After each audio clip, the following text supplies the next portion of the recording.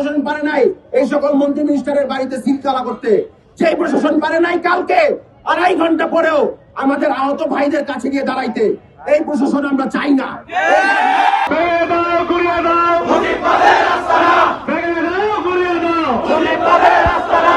আজকে 6 মাস পরে আমরা দেখতে পেয়েছি অন্তর্বর্তীকালীন সরকারের কিছুই করে নাই। আমাদের শিকার হয়েছে, রক্তাক্ত হয়েছে। আমাদের প্রশাসন, আমাদের পুলিশ কোন প্রকার সহযোগিতা করে নাই। সেখানে এখনো ফেসিবাদীদের দোষরা বসে আছে।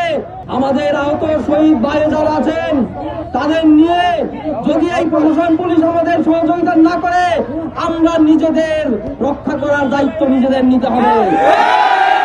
কালকে প্রশাসন সেই একটা রূপ দেখাইছে, এই রূপ যদি আগামীতে চলতে থাকে তাহলে ছাত্ররা নিরাপদ থাকবেই না, আপনারা জনগণ নিরাপদ থাকবেন না। এই ফ্যাসিবাদের পক্ষের প্রশাসনকে নির্মূল করতেই হবে। এই প্রশাসন এখনো পারে নাই এই সদরের মধ্যে যে কেন্দ্রীয় যে আওয়ামী লীগের যে কার্যালয় এটা ভাঙতে, যেই প্রশাসন পারে নাই, যেই প্রশাসন পারে নাই এই সকল মন্ত্রী মিনিস্টারের বাড়িতে সিলগালা করতে, যেই প্রশাসন পারে নাই কালকে 2.5 ঘন্টা পরেও আমাদের আহত ভাইদের কাছে গিয়ে দাঁড়াইতে, এই প্রশাসন আমরা চাই না। আমরা আমাদের দাবি নিয়ে আগাবো, আমাদের দাবি মানতেই হবে, এটা আমাদের দাবি, এটা আমাদের আলটিমেটাম। আমাদের দেওয়া দাবিগুলো হচ্ছে ফ্যাসিস্ট সরকারের দোসর খুনি মোজাম্মেল জাহাঙ্গীর ও রাসেল এবং আওয়ামী লীগ কার্যালয়ে আজকে ছাত্র জনতা ঘুরিয়ে দিতে চাই। আগামীকাল দুপুর 12টার মধ্যে গতকাল রাতে জড়িত সন্ত্রাসীদের গ্রেপ্তার করতে হবে। সারা দেশে চিরুনি অভিযান সহ চালিয়ে আওয়ামী সন্ত্রাসীদের গ্রেপ্তার ও 7 দিনের মধ্যে এই সংগঠনকে নিষিদ্ধ করে বিচারের আওতায় আনতে হবে।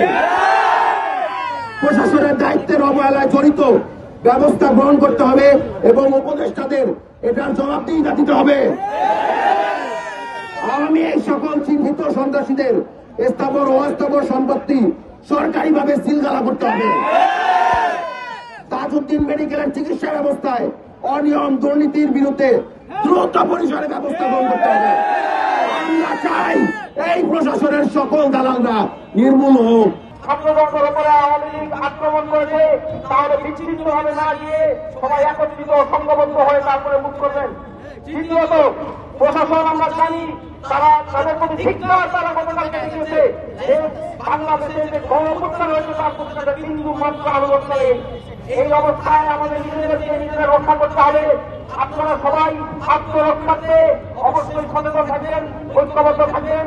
আমরা সুশৃঙ্খল হয়ে গাজীপুরের মাটিকে ফ্যাসিবাদ মুক্ত করবো ইনশাআল্লাহ। মানুষের খবর আছে যে এখানে চিন্তা ভালো হবে, কিন্তু আমরা যখন কিন্তু যাই দেখি তারা আমরা শুরু করে ওরা আগে কিন্তু 20-30 জন ভিতরে যায়, তাদের বুঝে নিয়ে আসি, বুঝে তারা বুঝে নিয়ে আসতে হঠাৎ করে দেখি বাইরে থেকে 100 জনের মতো মানুষ পুরো আমাদের ব্যারিকেড দিয়ে রাখছে। তখন তারা চাপাই এবং ওই সব আমাদের আহত করছে, আমাদের অনেক হসপিটাল ভর্তি। আমি একদিকে জোরে বলাতে পারি দেখতে পাই, কিন্তু আমাকে সেখান থেকে ধরে নিয়ে বাজারে নিয়ে বাসায় আমাকে অনেক গাড়িতে হাত নাড়াতে পারতেছি না। আমি জানি না আমার মাথার কি অবস্থা।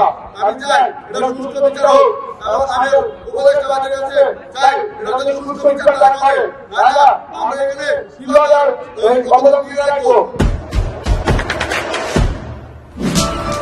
দেশে দেশে সবার সাথে দ্য নিউজ।